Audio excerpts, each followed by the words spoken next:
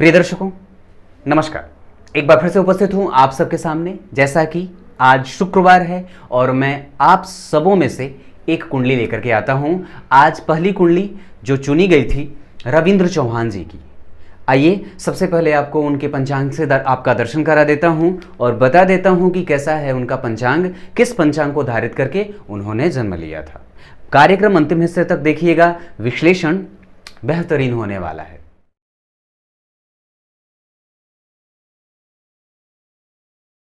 विक्रम संवत 2045, शक संवत 1911। जिस संवत्सर में इनका जन्म हुआ है उस संवत्सर का नाम वृषभ प्रजा संवत्सर है। इस संवत्सर में जन्मे लोगों का प्रभाव कैसा होता है उसके ऊपर से अगर चर्चा करते हैं तो सबसे पहले वृषभ प्रजा जन्मे संवत्सर में जो लोग जन्मे होते हैं वो थोड़े से खर्चीले होते हैं, या ना चाहते हुए भी उनका धन प्रायः खर्च होता है। भावुक होते हैं, प्रेम करना जानते हैं और दूसरे की परिस्थिति का लाभ उठाना इन्हें नहीं आता है। दूसरे से लाभ लेना जानते हैं, लेकिन ऐसा नहीं है कि वो व्यक्ति अगर मजबूरी में है तो उसकी परिस्थिति का लाभ उठा लें।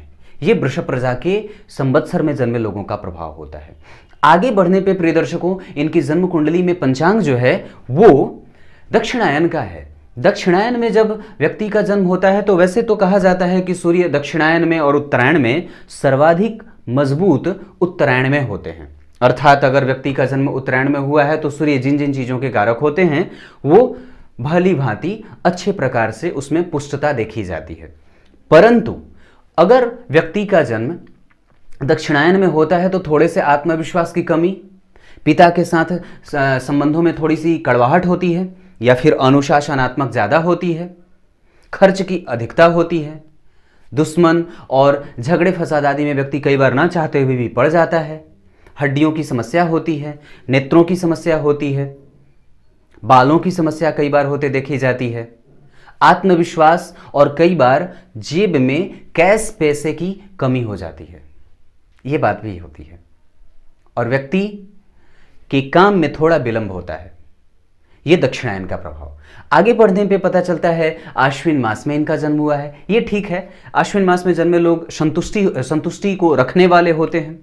जीवन में लक्ष्य बहुत बड़ा ना हो तो भी वो ख्याली पुलाव तो पका ही लेते हैं, सोच ज़्यादा लेते हैं अपने जीवन से, और धर्म के मार्ग पर चलने वाले होते हैं, धार्मिक मनोवृत्ति को धारण करने वाले होते हैं।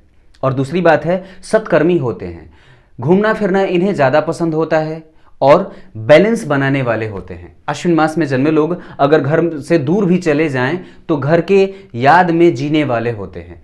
मन को महसूस करके कई बार इन्हें परिस्थिति वसात रहना पड़ता है, और भावुकता इतनी कि किसी को छोड़ते या छोड़ने की बात न बने। ये स्थितियां अश्विन मास में होती हैं। शरद ऋतु का जन्म तो थोड़ा सा आलस्य भी है, बिस्तर पे झुक करके बैठना, बिस्तर पे लेट करके काम करना, ये चीज़ें ज़्यादा आती हैं।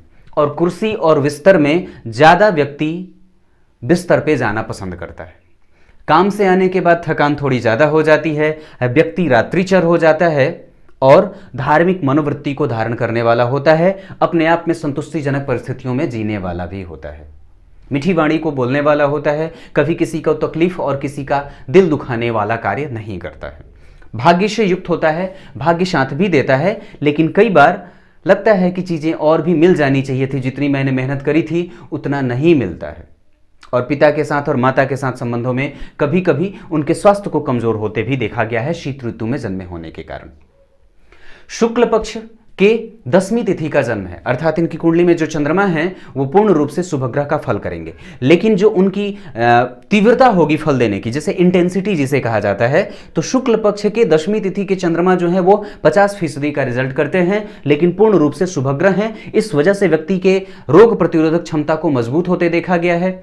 मानसिक स्थितियां बिल्कुल स्थिर होती हैं, मन परेशान नहीं होता है, चित्त स्थिर और मनोवृत्ति अनुकूल होती है। ये बात भी शुक्ल पक्ष के 10वीं तिथि के कारण बनता है। यहां पे आपकी कुंडली में चंद्रमा शुभग्रह बनेगा और आपके मन को ढाढ़स बंधाने वाला ही होगा।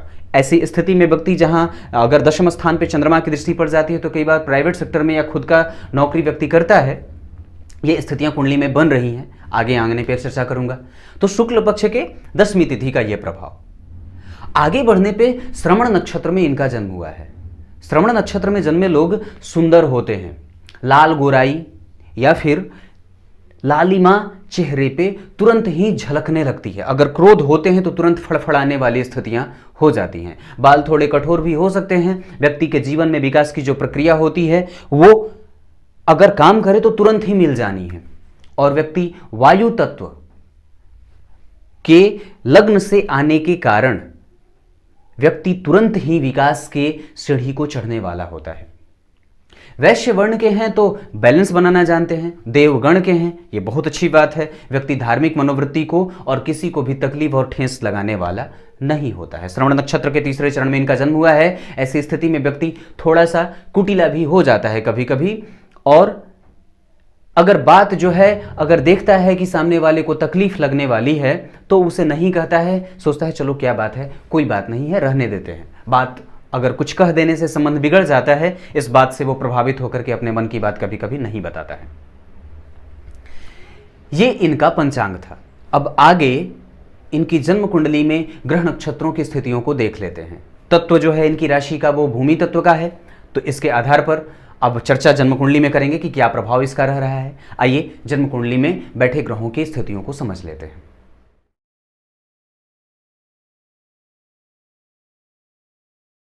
ग्रहों के राजा सूर्य आत्मविश्वास के कारक और दिव्य नेत्रों के ज्योति के कारक, जो जिनके होने से व्यक्ति के अंदर आत्मविश्वास का संचार हमेशा जीवन पर्यंत होता रहता है और महत्वाकांक्षा लेवल पे रहती है।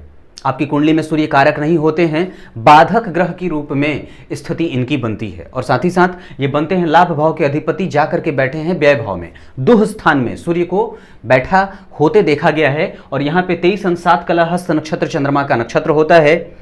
चंद्रमा के नक्षत्र में सूर्य के बैठने का प्रभाव ये आगे जानेंगे, लेकिन इस आधार पर कि जन्म कुंडली में 12वें भाव में जब सूर्य बैठे हैं तो ये शत्रुग्रही होकर के बैठे हैं। और इस अंश पे कि ये चूंकि सम संख्या है, इस अंश पे जाकर के आपकी कुंडली में ये सूर्य कुमार अवस्था में बैठ रहे हैं। इनका फल देखने लायक होगा कि कैसा वो फल करने वाले हैं। अब आइए अगली चर्चा मन के कारक और भावना के अधिपत्य जिनके पास होता है उस ग्रह चंद्रमा के बारे में जान लेते हैं। आइए अब चंद्रमा के बारे में जब चर्चा करते हैं तो आपकी कुंडली में चंद्रमा अकारक होते हैं। ये दशम भाव के अधिपति होकर के दशम भाव को देख रहे हैं, ये सबसे अच्छी बात है। ऊपर से जब इनके अंशों को देखते हैं तो 17 अंश 57 कला, ये युवा होकर के बैठे हैं इस अंश पे, क्योंकि ये सम संख्या की राशि है और मित्र की राशि में बैठे हैं। इस आधार पर कि जन्म कुंडली में चंद्रमा का प्रभाव क्या होगा ये तो देखने लायक होगा, लेकिन ये शनि के साथ तात्कालिक मित्रता में है, क्योंकि उनकी राशि में बैठे हैं और मित्रता में जा रहे हैं। इस आधार पर आपकी कुंडली में चंद्रमा एक तो शुक्ल पक्ष के 10वीं तिथि का होना, जहां पे वो पूर्ण रूप से शुभग्रह हो रहे थे, साथ ही साथ वो मध्यम फलदायी भी हो रहे हैं और यहाँ भी मित्र की राशि में हैं, अच्छी बात है, और युवा भी हो रहे हैं। चंद्रमा ठीक है। आगे अब मंगल पराक्रम के कारक, तेज और शौर्य के कारक और ऊर्जा के कारक होते हैं मंगल। आपकी कुंडली के लिए मंगल की स्थिति आइए समझ लेते हैं। बात जब पराक्रम के कारक और तेज के कारक मंगल की चलती है तो मंगल आपकी कुंडली के लिए तटस्थ होते हैं। वो बनते हैं आपकी कुंडली के लिए धन और सप्तम भाव के अधिपति। इन दोनों भावों के अधिपति, या तो इनको बैठना था यहां या तो यहां, ये दोनों घर मारक घर कहे जाते हैं। इन दोनों भावों के अधिपति दाम्पत्य के भाव को संभालना था, यहां से उठ करके वो जाकर के जन्म कुंडली में व्यय भाव में बैठे हैं, दुह स्थान में बैठे हैं। और कैसे? तो ये बुध की राशि में बैठे हैं तो अति शत्रु की राशि में बैठ गए। और साथ ही साथ अंश के आधार पर अगर देखते हैं तो ये 19 अंश 42 कला हस्त नक्षत्र चंद्रमा का नक्षत्र होता है और वो चंद्रमा आपकी कुंडली में अपने ही नक्षत्र में बैठे हैं। यानी कि मंगल ने जिस नक्षत्र को धारण किया है उस नक्षत्र के अधिपति की स्थिति आपकी कुंडली के लिए अच्छी है। सूर्य ने जिस नक्षत्र को धारण किया है उस नक्षत्र के अधिपति की स्थिति आपकी कुंडली में अच्छी है, अर्थात एक पक्ष से ये स्थिति अच्छी और बेहतर बनते देखी जा रही है। दूसरी बात है कि ये अति शत्रु की राशि में बैठे हैं और कुमार अवस्था में बैठे हैं, तो इसका फल क्या होगा, ये जन्म कुंडली में मंगल कैसा फल देने वाले हैं ये तो देखते बनेगा।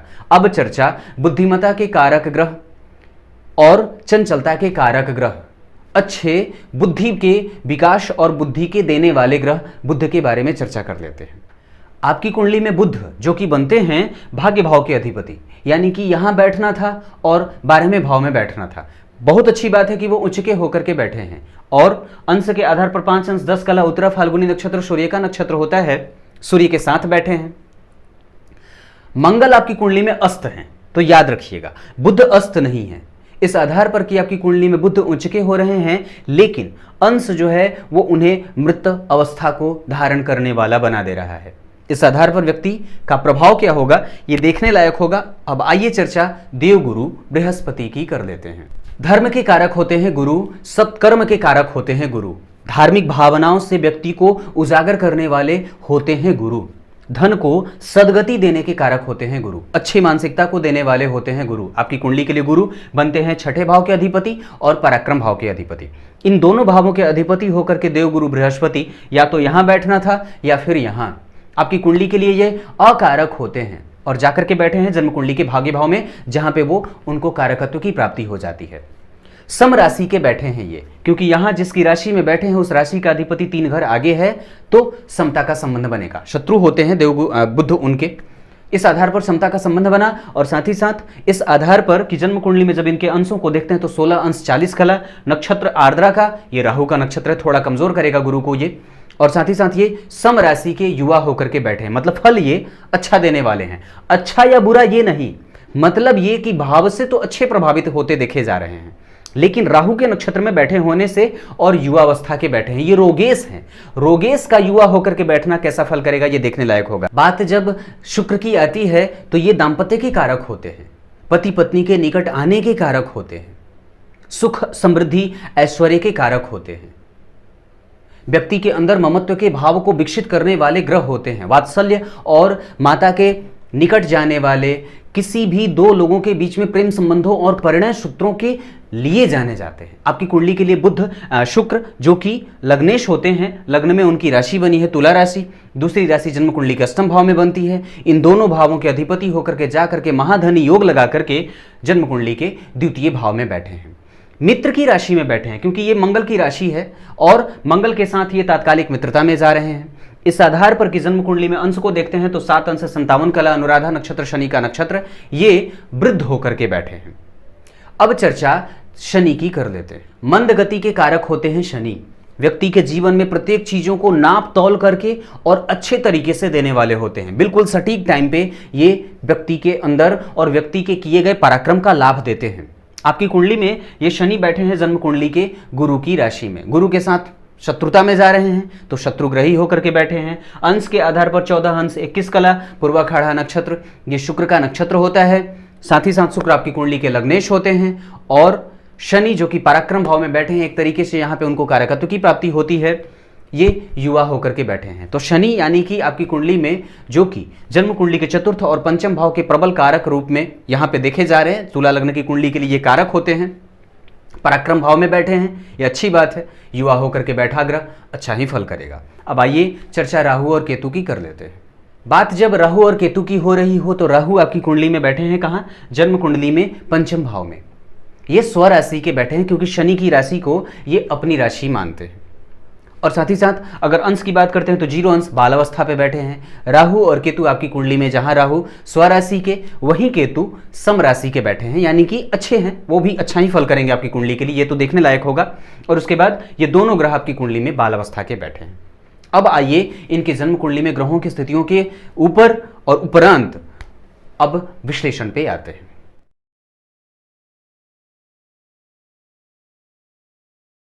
आइए अब आपको सीधे लग्न चार्ट पे लेके आता हूं। जन्म कुंडली के लग्न चार्ट में यहां 7 नंबर के लग्न में ही 7 संख्या का बनना, ये तुला राशि होती है, इसके अधिपति होते हैं शुक्र, जाकर के जन्म कुंडली में धन भाव में बैठे हैं। एक एक करके ग्रहों को अगर समझाऊंगा तो सबसे पहले चर्चा कर लूं कि लग्न क्या है। लग्न तुला लग्न है, अर्थात व्यक्ति के जीवन में अगर विकास की प्रक्रिया को देखते हैं तो तुरंत ही व्यक्ति विकास के पथ पर अग्रसारित हो जाता है, क्योंकि तुला जो राशि है वो वायु तत्व की राशि होती है और ये तुरंत ही विकसित करने वाली राशि होती है, वायु तत्व की राशि होती है। इस आधार पर कि जन्म कुंडली में राशि की बात करता हूं तो चंद्रमा इनकी कुंडली में मकर राशि में बैठे हैं, ये भूमि तत्व की राशि है, तो वायु और भूमि का कोई संयोग नहीं होता है। इस वजह से कई बार व्यक्ति के जीवन में उठापटक वाली स्थितियां भी बनते देखी जाती हैं। शुक्र इस राशि के अधिपति होते हैं, लग्न के अधिपति शुक्र जाकर के जन्म कुंडली में महाधन योग लगा करके बैठे हैं, ये तो अच्छी बात है। अब एक एक करके सबसे पहले सूर्य की बात करते हैं, एक एक ग्रहों को सीधे से स्पष्टतया समझ लेते हैं। तो जन्म कुंडली में सबसे पहले सूर्य की बारे में स्थितियों को समझ लेते हैं। तो सूर्य आपकी कुंडली में बनते हैं जन्म कुंडली के लाभ भाव के अधिपति। जाकर के जन्म कुंडली में ये व्यय स्थान में बैठे हैं, दुह स्थान होता है, यहां पे उन्होंने मंगल को अस्त किया हुआ है। मतलब एक बात जो कि सीधे स्पष्ट तरीके से देखी जा रही है कि धनेश आपकी कुंडली में अस्त है और सप्तम भाव के अधिपति भी अस्त है, यानी कि वैवाहिक जीवन थोड़ा कमजोर और धन के खर्च की अधिकता देखी जा सकती है आसानी से, क्योंकि जहां जन्म कुंडली में धनेश का अस्त होना और वैसे भी धनेश का व्यय में जाना थोड़ा अच्छा नहीं माना जाता है। वो युति किस किस के साथ कर रहे हैं? तो जब सूर्य की बात करते हैं तो सूर्य किसके साथ बैठे हैं? तो एक तो ये द्वितीय भाव के अधिपति, और द्वितीय भाव मारक भाव होता है। सप्तम भाव के अधिपति मंगल मारक भाव में के अधिपति होते हैं, वो सूर्य मंगल को अस्त भी कर रहे हैं। साथ ही साथ यहाँ पे तीन तीन ग्रहों की स्थितियां बन रही हैं, सूर्य मंगल और बुध। मैंने बताया था कि यहाँ पे मंगल अस्त हो रहे हैं और आपकी कुंडली में बुध वहीं पे उच्च के होकर के बैठे हैं, जो कि अवस्था के हिसाब से थोड़े कमजोर देखे जा रहे हैं, मृतप्राय। तो भाग्य भाव के अधिपति का जाकर के व्यय में बैठना, ये आपके जन्म स्थान से आपको दूर भेजने जा रहा है। धन भाव के अधिपति का दूर जाकर के बैठना आपके जन्म स्थान से आपको दूर भेजने का काम कर रहा है। अर्थात कि व्यक्ति अगर अपने जन्म स्थान से दूर जाकर के कोई भी काम करे तो सर्वाधिक और श्रेष्ठ लाभ मिलने वाला है। आगे बढ़ता हूं तो जन्म कुंडली में सूर्य की स्थिति पे मैंने चर्चा कर रखी है। सूर्य 12वें भाव में बैठे हैं, मंगल को अस्त कर रहे हैं, तो व्यक्ति के पराक्रम को अस्त कर रहे हैं। और किसको अस्त कर रहे हैं? तो जन्म कुंडली के सप्तम भाव के अधिपति। सप्तम भाव के अधिपति का षडाष्टक योग में जाना, भाग्य भाव के अधिपति के साथ संबंध बनना, भाग्येश का संबंध सप्तमेश से बन रहा है और साथ ही साथ ये धन भाव के अधिपति भी होते हैं।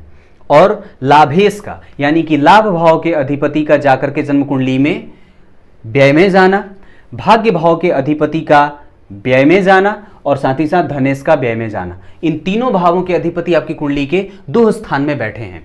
अब जब बात दुह स्थान की चल रही है तो एक बार हमें यह भी देख लेना चाहिए कि जन्म कुंडली के दुह स्थानों के और अधिपति कहां कहां हैं, क्योंकि जब 12वें भाव पे चर्चा कर रहे हैं तो एक बार यहां पे ये देख लेना, थोड़ी सी चालाकी से भरा निर्णय हो जाएगा।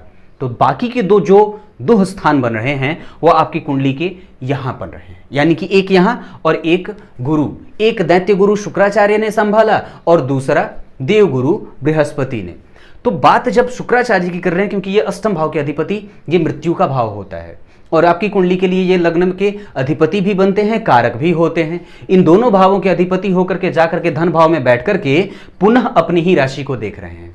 और ये ग्रह आपकी कुंडली के लिए जब कारक होगा तो यथेष्ट और सर्वोत्कृष्ट अच्छे फलों को देने वाला होगा। यहां से आपकी कुंडली में ये धन को देंगे, पराक्रम के लाभ को देंगे और धन में थोड़ी सी कटुतापूर्ण संबंधों को लाने वाले हो जाते हैं। मतलब व्यक्ति काफी संजीदगी से खर्च करने वाला भी होते जाता और होते हुए देखा जाता है। लेकिन ये बात थोड़ी सी कम सिद्ध हो रही है, कारण क्योंकि मंगल व्यय में बैठे हैं, धन भाव का अधिपति अस्त होना और व्यय में जाना और साथ ही साथ सूर्य और बुध के साथ, तो व्यक्ति के पास कैश की कमी हो जाती है। व्यक्ति के महीने का एंड जो होता है वो थोड़ा कड़की में बीतते देखा जाता है, और खास करके तब जब व्यक्ति की कुंडली में चंद्रमा की स्थिति दशम भाव पे प्रभाव डाल रही हो। आप ध्यान से देखिए तो इनकी कुंडली में चंद्रमा जो कि जन्म कुंडली के चतुर्थ भाव के में बैठ करके जन्म कुंडली के दशम भाव को देख रहे हैं। दशम भाव के अधिपति होकर के दशम भाव को देखना ये बहुत अच्छी बात है। ऐसी स्थिति में कि व्यक्ति की कुंडली में जब दशम स्थान में चंद्रमा बैठ जाते हैं तो प्रिय दर्शकों, एक बात जो कि सार्वभौमिक रूप से यहाँ पे सत्य होते देखा गया है कि व्यक्ति को पद वो नहीं देते हैं, व्यक्ति को भूखा बना देते हैं प्रतिष्ठा का।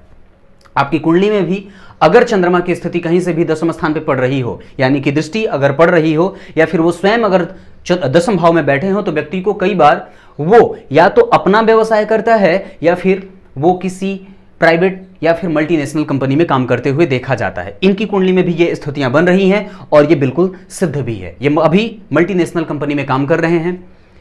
पोस्ट तो इन्होंने कुछ बताया था, मुझे अभी याद नहीं आ रही है वो बात, लेकिन ये बात ये कि व्यक्ति की कुंडली में जहां धन भाव के अधिपति का व्यय में जाने से महीने का एंड थोड़ा कष्टप्रद बीतता है और आय में विषमता देखी जाती है।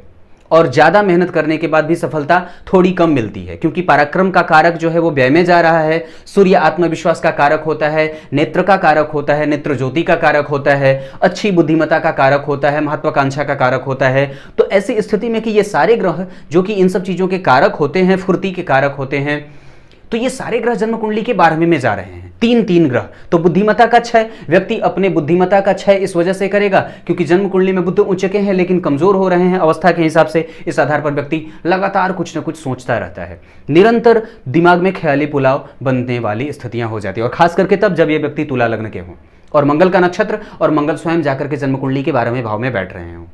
तो धनेश का व्यय भाव में जाना, सप्तम भाव के अधिपति का व्यय में जाना, भाग्य भाव के अधिपति का व्यय में जाना, और साथ ही साथ ये कि चंद्रमा की जन्म कुंडली में स्थिति जो है वो 10वें स्थान पर पड़ रही है। इस वजह से व्यक्ति की कुंडली में जब चंद्रमा मध्यम फलदायी होंगे तो व्यक्ति को आय में विषमता कभी कभी दे देते हैं।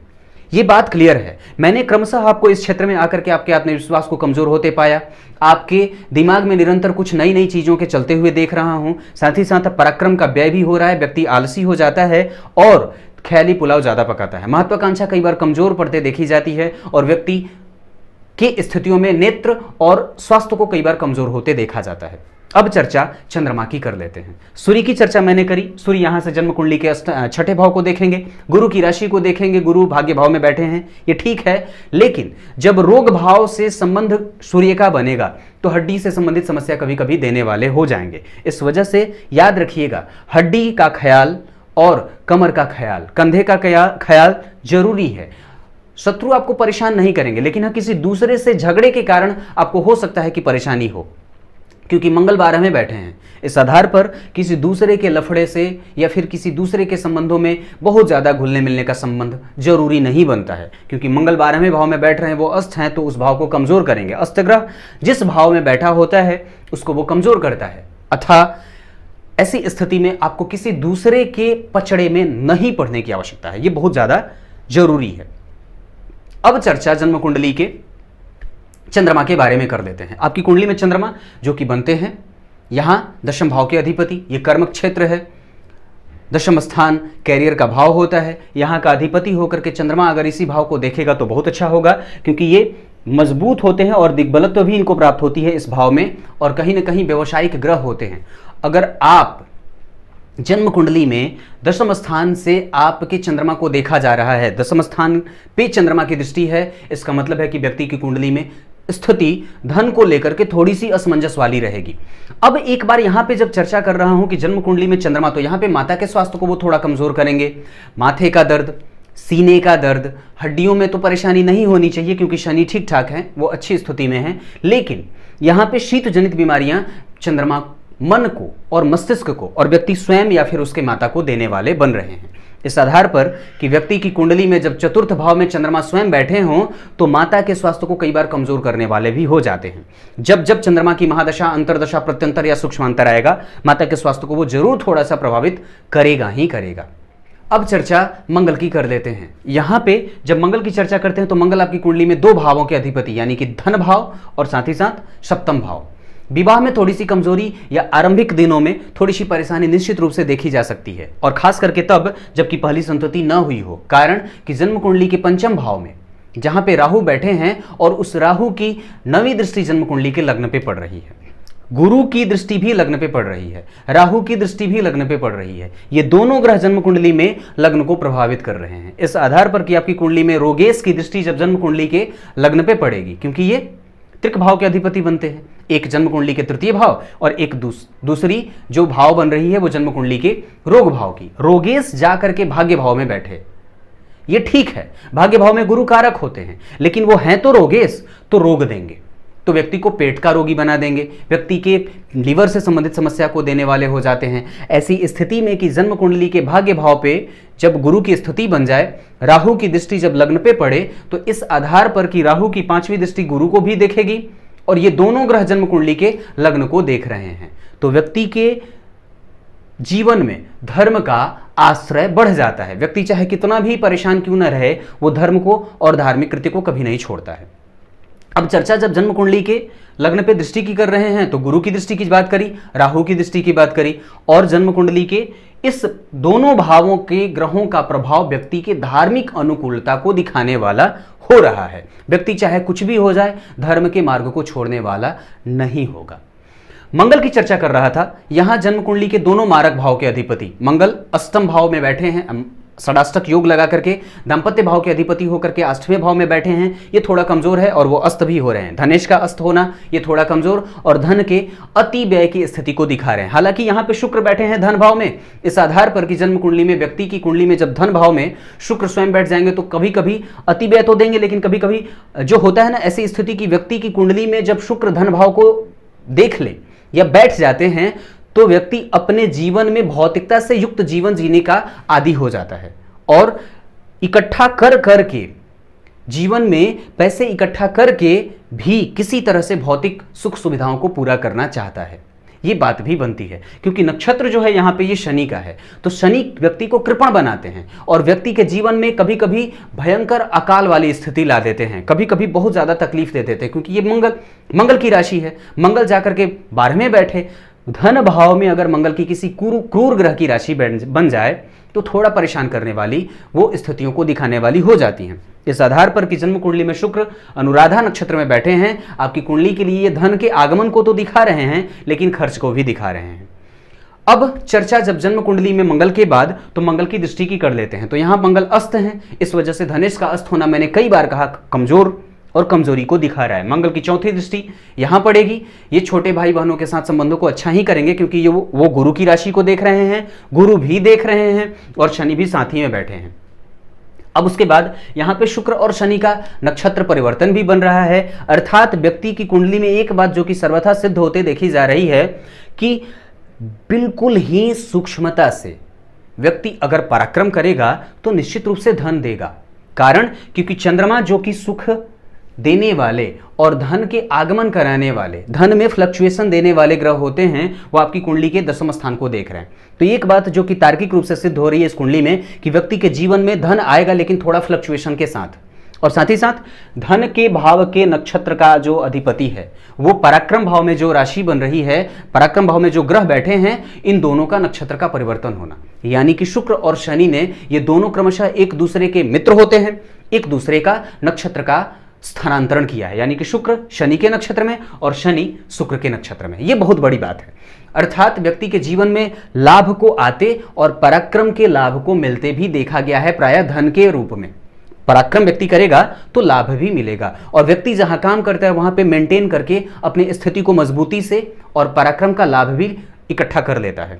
इस आधार पर कि उसे जीवन में प्रायः किसी से भी डर और सहम करके नहीं रहना पड़ता है, क्योंकि ये तृतीय भाव जो है यहाँ पे गुरु की राशि बन रही है। शनि जैसा स्वयं प्रजापति का युक्त होकर के ग्रह देख बैठा हुआ है, मंगल जो कि पराक्रम का कारक होता है वो देख रहा है और गुरु भी देख रहे हैं। इस आधार पर जन्म कुंडली का पराक्रम भाव अच्छा बन रहा है, कारण कि वहां पे शुभ ग्रह की राशि का बनना, शनि जैसे ग्रह का बैठना, नक्षत्र के परिवर्तन का होना और गुरु का देखना, ये सारी चीजें जन्म कुंडली के पराक्रम को मजबूत और यथेष्ट रूप से उस भाव को मजबूत करने वाली हो रही हैं। अब मंगल भी पराक्रम के कारक होते हैं और शनि पराक्रम से धन देने के कारक होते हैं। व्यक्ति अगर पराक्रम करेगा तो जीवन पर्यंत धन मिलेगा। सूक्ष्मता से अगर देखने पे ये बात पता चलती है। मंगल की 7वीं दृष्टि जन्म कुंडली में यहां पड़ेगी, रोग देंगे और शत्रुओं से विजित भी करेंगे। यहां पे व्यक्ति की कुंडली में अगर एक बात करूं तो रोगेश का जाकर के जन्म कुंडली में लग्न को देखना, लग्न पे दृष्टि डालना और साथ ही साथ भाग्य भाव में जाना, और वो त्रिक भाव के अधिपति भी होते हैं यहाँ के अधिपति। मंगल का अष्टम भाव को देखना शत्रुहंता योग बनाएगा और कभी कभी गिरने पड़ने की समस्या भी देते हैं। मशीन आदि के पीछे अगर या फिर उनके बीच में रहते हैं तो खासा ख्याल रखने की आवश्यकता है। पेट का विशेष ख्याल, और कभी भी किसी को पैसे देने से बच जाएं तो ज़्यादा बढ़िया रहेगा। आप अगर ऋण लेना चाहते हैं तो ले सकते हैं, क्योंकि चंद्रमा ठीक ठाक हैं, स्थिति आपकी कुंडली में वो शुभ ग्रह की है और फल भी अच्छा कर रहे हैं 50% का। हाँ, लेकिन मंगल अस्त हैं, इस वजह से बहुत ज़्यादा संभल करके ही इस निर्णय पे जाना जरूरी है। अगर शेयर मार्केट वगैरह में भी पैसे लगाना चाहते हैं तो लगा सकते हैं, कारण कि यहाँ पे केतु सिंह राशि के होकर के बैठे हैं। तो इस बात पे कि जन्म कुंडली में छठे भाव पे जब मंगल की 8वीं दृष्टि पड़ेगी तो इस आधार पे ये बात जो कि तार्किक रूप से सिद्ध होती है कि व्यक्ति की कुंडली में ये सप्तमेश होते हैं। सप्तम भाव के अधिपति अपने भाव से षडाष्टक योग लगा करके, मतलब वो कमजोर हुए और साथ ही साथ वो यहां से बैठ करके छठे भाव को देख रहे हैं, ये थोड़ा कमजोर होगा। इस वजह से एक्सीडेंट वगैरह के बारे में भी बनती है बात, क्योंकि शनि और मंगल जन्म कुंडली के तृतीय भाव को देख रहे हैं। यहाँ पे मंगल की दृष्टि और शनि मंगल जब किसी भी भाव को देख लेते हैं या किसी भाव पे जब उनका प्रभाव पड़ जाता है तो व्यक्ति के छोटे भाइयों के संबंधों को कमजोर तो नहीं होने देंगे, क्योंकि गुरु देख रहे हैं, शुभता लाएंगे, लेकिन कई बार छोटे भाई के स्वास्थ्य को वो कमजोर करते हैं। इस आधार पर उनके भी एक्सीडेंट या फिर चोट चपेट की घटना का योग एक बनते देखा जा रहा है। इस वजह से उनका भी ख्याल जरूरी है। अब आगे 7वीं के बाद 8वीं दृष्टि यहां पड़ेगी, अपने भाव को देख रहे हैं और ये वहां के अधिपति होते हैं। तो एक स्थिति में कि पापक ग्रह अगर प्रभाव से युक्त हो जाता है जीवन में तो आरंभ में थोड़ा सा कठिनाई देता है और बाद में थोड़ा सा सुलभता भी दे देता है। तो जीवन के आरंभ में वात्सल्य कमजोर हुआ होगा, पति के साथ संबंध या पत्नी के साथ संबंध कमजोर होते देखे जा रहे हैं, खास करके तब जब यहाँ पे शुक्र बैठे हैं और यहाँ पे पंचम भाव में राहु बैठे हैं। यहाँ पे पति और पत्नी का प्रेम जवान होता है। यहाँ पे राहु बैठा है तो संतान उत्पत्ति में कभी कभी समस्या कर सकता है या फिर कई बार विलंब से संतान उत्पत्ति होती है। ये बातें भी देखने को मिल रही हैं। हालांकि अब ये चीजें नहीं होंगी, अब दाम्पत्य भी ठीक होगा, क्योंकि एक संतति की प्राप्ति आपकी कुंडली में हो चुकी है। ये मंगल की दृष्टि थी। अब बात बुध की कर लेते हैं। तो बुध आपकी कुंडली में उच्च के हो रहे हैं लेकिन अवस्था से थोड़े कमजोर, और ये भाग्य भाव के अधिपति 1 2 3 4 चौथे 10वें के संबंध में है तो थोड़े निगेटिव जाएंगे। ग्रह अगर अपनी कुंडली में चौथे 10वें के संबंध में जाता है तो थोड़ा बुरा होता है। और साथ ही साथ वो कि जब भाग्य भाव में वहां पे गुरु बैठे हों वो बहुत अच्छी स्थिति में नहीं है, कारण कि वो शत्रुग्रही हो रहे हैं। गुरु जो है वो बुध को शत्रु मानते हैं और यहाँ के भाग्य भाव के अधिपति का व्यय में जाना, कोई भी ग्रह याद रखिएगा प्रिय दर्शकों, अगर 12वें भाव में जा रहा है तो वो जिस चीज का कारक होता है उसका वो व्यय कराता है। तो बुध बुद्धिमत्ता के कारक होते हैं, अच्छे मानसिकता के कारक होते हैं, चंचलता के कारक होते हैं, तो इन सब चीजों में वो व्यय कराते देखे जाएंगे। व्यक्ति अपने वाणी का कई बार लाभ नहीं प्राप्त कर पाता है। जहां पे जैसे ही वाणी के लाभ लेने की बात आती है व्यक्ति का वाणी ठप हो जाता है और अंतिम समय पे बुध गच्चा दे देते हैं।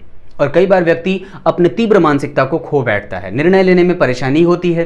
कई बार जो है कोई भी निर्णय लेना होगा तो सोचता है कि काश कोई होता जो मुझे ये बता देता कि मुझे इस टाइम पे क्या करना चाहिए। ऐसी स्थितियां बुध 12वें भाव में बैठ करके करा देते हैं। कभी कभी निर्णय लेने में परेशानी तो देते हैं, चमड़े से संबंधित भी शिकायतों को देने वाले होते हैं, रक्त से संबंधित कभी कभी समस्या को देने वाले होते हैं। हालांकि एक बात जो कि यहाँ पे बहुत अच्छी है कि बुध जब यहाँ बैठ करके जन्म कुंडली के छठे भाव को देखते हैं तो कई ग्रंथों में ये लिखा है कि जन्म कुंडली के छठे भाव को जब बुध देख लेते हैं तो व्यक्ति को शत्रुहंता और प्रबल शत्रुहंता युद्ध में विजेता बनाने वाले, और जीवन में कभी भी कोई अगर शत्रु आपके बीच में खड़ा होता है उसकी हार निश्चित है। क्योंकि सूर्य भी देख रहे हैं, मंगल अस्तंगत स्थिति में होकर के भी देख रहे हैं, गुरु वहां के अधिपति होकर के लग्न को देख रहे हैं, और साथ ही साथ जन्म कुंडली में बुध की दृष्टि है। तो ये आपकी कुंडली में ये बात सर्वथा सिद्ध हो रही है कि व्यक्ति शत्रुओं को जीतने वाला और जीवन में प्रत्येक प्रकार की परिस्थिति और कठिनाई को पार पाने वाला है। हर बार व्यक्ति अपने आप को इकट्ठा करता है, मजबूत करता है और जीवन के प्रत्येक समस्याओं से जुझारू प्रवृत्ति धारण करके जीतने वाला ही हो जाता है। ये बातें बिल्कुल सटीकता से देखी जा रही हैं। बुध की 7वीं दृष्टि की चर्चा करिए। अब बात देव गुरु बृहस्पति की, जो कि आपकी कुंडली के मारक होंगे, कारण क्योंकि जन्म कुंडली में ये मारक नहीं होंगे। वस्तुतः इनको 2 भाव जो मिला हुआ है वो प्रतियोगिता का मिला हुआ, क्योंकि यहां से पराक्रम का विचार किया जाता है। ये तृक भाव है और छठा भाव भी कहीं ना कहीं कमजोर भाव होता है। इस आधार पर कि जन्म कुंडली के एक शुभग्रह का होना, देवगुरु बृहस्पति शुभग्रह होते हैं, आपकी कुंडली में वो तटस्थ होते हैं, अकारक होते हैं, तटस्थ नहीं, और वो जा करके जन्म कुंडली में चौथे 10वें के संबंध में है। अपने भाव से चौथे 10वें का होना और सप्तम में जाना, तो अपने भाव को देख रहे हैं यहां से, तो ये यहां के हर एक चीजों में सुलभता और आसानी देंगे, लाभ देंगे, पराक्रम का लाभ देंगे, छोटे भाई बहनों के साथ संबंध अच्छा करेंगे, आपके द्वारा किए गए मेहनत का धन में तब्दीली करेंगे। ये सारी चीजें वो कराएंगे और व्यक्ति को झगड़ालू भी बनाएंगे तो वो उसमें विजेता ही बनाएंगे। जीवन की प्रत्येक प्रकार की विषम परिस्थितियों से व्यक्ति को उबारने वाले बना देंगे। आलस्य में कमजोरी दे देंगे। व्यक्ति आलस्य से युक्त नहीं रहता है। जब जब व्यक्ति आलस्य करता है तब तब गुरु उसको पॉजिटिविटी और अपने लक्ष्य को दिखाने वाले हो जाते हैं कि नहीं, मुझे काम करना है। ये सारी चीजें गुरु यहां पे देखेंगे तो करेंगे। लेकिन चूंकि वो रोगेश भी तो हैं, तो वो जहां जहां दृष्टि डालेंगे वहां वहां रोग पैदा करेंगे। तो सबसे पहले व्यक्ति को गुरु लीवर के कारक होते हैं, तो पेट जनित बीमारी, अपच आदि की, एसिडिटी की, जलन की और कई बार स्वास्थ्य जनित परेशानियों को देने वाले, क्योंकि वो व्यक्तित्व को देख रहे हैं रोगेश होकर के। सातवीं दृष्टि से यहां देखेंगे तो अपनी दृष्टि को देख रहे हैं। इस वजह से व्यक्ति के छोटे भाइयों के संबंधों के साथ कभी कभी मजबूती तो देंगे, मधुरता भी देंगे, लेकिन कभी कभी स्वास्थ्य भी कमजोर करेंगे, क्योंकि मंगल भी देख रहे हैं और ये रोगेश भी देख रहे हैं। हालांकि कोई भी ग्रह अगर अपनी राशि को देखेगा तो खराब नहीं करेगा, अच्छा ही करेगा एक समय पे जाने के बाद। नवीं दृष्टि जन्म कुंडली में 7वीं के बाद 8वीं और 9वीं, यहां से नवम पंचम के संबंध की स्थिति बन रही है। यानी कि नवम दृष्टि जब जन्म कुंडली के पंचम भाव पे पड़ेगी तो ये यश गौरव सम्मान का भाव होता है, पुत्र का भाव होता है, पहले पुत्र का भाव होता है। पहले पुत्र के साथ व्यक्ति का जीवन पर्यंत संबंध बड़ा अच्छा रहेगा। राहु वहां बैठे हैं तो पहले संतति को आने में दिक्कत देते हैं, तकलीफ देते हैं, लेकिन गुरु उसको मजबूत कर देंगे। इस आधार पर कि व्यक्ति की कुंडली में रोग, यहां अच्छी स्थितियां भाई के साथ, और यहां पे पहले पुत्र के साथ संबंध अच्छा होगा। पहला पुत्र जो है आपके धर्म के मार्गों को लेकर के आया है, वो बड़ा सद्गति और अच्छे संस्कारों वाला होगा। अब बात शुक्र की कर लेते हैं। तो शुक्र आपकी कुंडली में बनते हैं जन्म कुंडली के लग्नेश और जन्म कुंडली के अष्टम भाव के अधिपति। यहां वो कारक होंगे धन भाव के अधिपति, लग्न भाव के अधिपति होकर के महाधनी योग लगाकर जन्म कुंडली की धन भाव में बैठे हैं। इस आधार पर व्यक्ति की कुंडली में महाधनी योग लगा हुआ है, और साथ ही साथ यहाँ पे ये बैठे हैं नक्षत्र का परिवर्तन भी कर रहे हैं। इस आधार पर व्यक्ति की कुंडली में लग्न अच्छा देखा जा रहा है, मजबूत देखा जा रहा है, और व्यक्ति का शरीर भी ठीक ठाक है। इसमें भी किसी भी तरीके की कोई परेशानी नहीं होते देखी जा रही है। यहाँ से उनकी जन्म कुंडली में यहाँ पे दृष्टि की मैंने चर्चा करी है, धन को देंगे और व्यक्ति के व्यक्तित्व को विकसित करने वाले हो जाएंगे। कभी कभी अनायास यूं ही कई बार मित्रों से धन मिलते देखा जाता है, ना चाहते हुए भी कहीं से धन आते देखा जाता है। और कई बार यहाँ पे चूंकि अपनी राशि को देखेंगे तो बहुत ज़्यादा तीव्रता से पैतृक संपत्ति के लाभ को भी देखते बनता है। ऐसी स्थिति में व्यक्ति अपने पिता के द्वारा संपूर्ण प्रकार के लाभों को भोगने वाला हो जाता है। आपकी कुंडली में पिता भाव के अधिपति चंद्रमा के ऊपर पिता की भाव के ग्रह की दृष्टि भी है, ये ठीक है, लेकिन सूर्य व्यय में जा रहे हैं। इस वजह से अपने पिता के स्वास्थ्य का ख्याल रखिएगा और उनके साथ संबंधों को अच्छा बनाने का प्रयास करिएगा, क्योंकि मंगल भी व्यय में है। इस आधार पर पिता के साथ संबंधों को अच्छा और बहुत ज़्यादा नर्चर करने की आवश्यकता है। अब बात शनि की कर लेते हैं। आपकी कुंडली में शनि जो कि जन्म कुंडली में पराक्रम भाव में बैठे हैं, ये दोनों भाव के अधिपति यानी कि सुख और पंचम भाव के अधिपति होकर के कारक भाव में बैठे हैं। ये अच्छी बात है, गुरु उनको देख रहे हैं, मंगल देख रहे हैं, तो थोड़ा सा रोग पैदा करेंगे। लेकिन शनि की तीसरी दृष्टि जब जन्म कुंडली में अपने ही भाव पे पड़ेगी, ये एजुकेशन को बहुत अच्छा कर देते हैं और व्यक्ति राजनीतिज्ञ हो जाता है, बहुत बड़ा राजनीति का ज्ञान रखने वाला हो जाता है। किसी दूसरे से कैसे काम निकालना है ये बहुत तीव्रता से उसे आसानी से पता चल जाता है। व्यक्ति तुरंत ही विकास करने वाला, यश गौरव मान पद प्रतिष्ठा और पुत्र के साथ संबंधों को अच्छा बनाने वाला हो जाता है। तीसरी के बाद सातवीं दृष्टि भाग्य में थोड़ी सी कमजोरी करेंगे, हालांकि वो मित्र की दृष्टि से देख रहे हैं, लेकिन फिर भी गुरु और शनि एक दूसरे को देख रहे हैं और शनि जो है वो मित्र की राशि को देख रहे हैं, लेकिन भाग्य में थोड़ा सा विलंब तो जरूर देंगे। ये बात है क्योंकि गुरु यहाँ पे बहुत अच्छी स्थिति में नहीं है, राहु के नक्षत्र में है ना, और साथ ही साथ ये यहाँ का अधिपति व्यय में जा रहा है। इस आधार पर भाग्य को जितना सहयोग मिलना चाहिए था उतना नहीं मिला है। कारण क्योंकि जन्म कुंडली का पंचम भाव जो कि पिछले जन्म का भाव होता है, वहां पे राहु बैठा है। इस आधार पर वो उसको कमजोर कर रहा है, उसमें वो दीवार लगाना और सेंध लगाने का काम कर रहा है। शनि की सातवीं दृष्टि और 10वीं दृष्टि, तो 7, 8, 9, 10 ये बाहर जाने के लिए इशारा कर रहे हैं। अगर जन्मस्थान से दूर जाना चाहते हैं चले जाइए, लाभ होगा, क्योंकि सारे ग्रह जन्म कुंडली के यहाँ पे ज्यादा प्रभाव डाल रहे हैं। शनि की दृष्टि सूर्य की भी दृष्टि है। इस वजह से मैंने आपको एक बात बहुत अच्छे तरीके से बताने का प्रयास किया है कि कभी भी किसी के लफड़े में ना पड़ेंगे, क्योंकि शनि भी देख रहे हैं, सूर्य भी वही है, मंगल भी वही है और बुध भी वही है। तो ये सारे ग्रहों का प्रभाव जब 12वें भाव पे पड़ेगा तो व्यक्ति को कई बार झंझट में डालने वाले हो जाते हैं, तो बच के रहिएगा। आगे चर्चा शनि के बाद राहु की कर लेते हैं। तो राहु की 5वीं दृष्टि यहाँ, ये गुरु के साथ है, गुरु को देख रहे हैं। गुरु राहु के नक्षत्र को धारण करके बैठे हैं, तो धार्मिक प्रवृत्ति को तो बनाएंगे, क्योंकि राहु किसी भी चीज में तीव्रता लाने वाले ग्रह होते हैं और वो जो है धार्मिक मनोवृत्ति को किसी को बताने नहीं देते हैं कि मैं इतना धार्मिक हूं। लेकिन व्यक्ति को वो तीव्र धार्मिक बना देते हैं। व्यक्ति के सामने अगर कभी कभी बहुत ज़्यादा उत्कंठा जागृत होती है तो कभी कभी मन करता है कि छोड़ दूं, सब कुछ छोड़ करके चलो कैलाश पे वासित हो जाया जाए। ऐसी स्थितियां राहु देते हैं। व्यक्ति कई बार बहुत ज़्यादा धार्मिक प्रवृत्ति, और एक समय जब राहु अंतर प्रत्यंतर में आते हैं तो बहुत ज़्यादा धार्मिक मनोवृत्ति को धारण करने वाला हो जाता है।